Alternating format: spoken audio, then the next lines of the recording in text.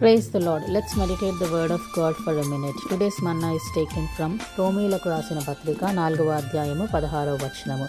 ఈ హేతువు చేతను ఆ వాగ్దానము యావత్ సంతతికి అనగా ధర్మశాస్త్రము కలవారికి మాత్రము కాక అబ్రహాముకున్నట్టు విశ్వాసము గలవారికి కూడా దృఢము కావాలనని కృపను అనుసరించినదయ్యుండునట్లు అది విశ్వాస మూలము దాయను.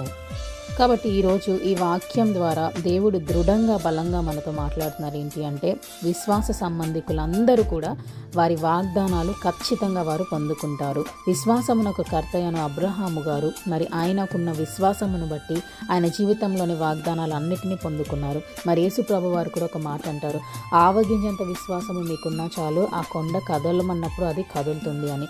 మన జీవితంలో మన విశ్వాసము విషయంలో మనం పడిపోతున్నామా, అవిశ్వాసుల వలె ఉంటున్నామా? ఒకసారి ప్రశ్నించుకుందాం. మనకి కూడా వాగ్దానాలన్నిటినీ నెరవేర్చుకునే శక్తి దేవుడు మనకిచ్చాడు. కాబట్టి మన విశ్వాసంలో నిలకడగా ఉండి పొందుకుందాము. God bless you.